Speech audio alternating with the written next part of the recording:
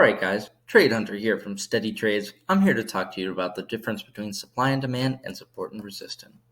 What is the difference? Well, simply put, support and resistance are levels in which prices were already determined and now they're being tested. Supply and demand zones are fresh levels and zones in which prices are not determined. Let me show you how this works.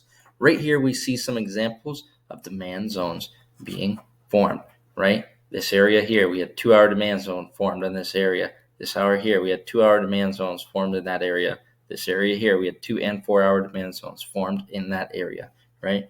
That is fresh demands. So let's show you an example of what it looks like when you have support and resistance. This is an example of support. So we have the price action that's coming down and testing an existing demand here. 1, 2, 3, 4 times, right? It acts as support. The price comes down, it touches this existing demand, and it is support. This level already exists. This is now the stock testing these levels. So I hope that gives you an idea of what supply and demand is and support and resistance and the difference. As always, this is Trade Hunter. You can always come to us on our Discord, leave a comment here. We'll be happy to help you anytime.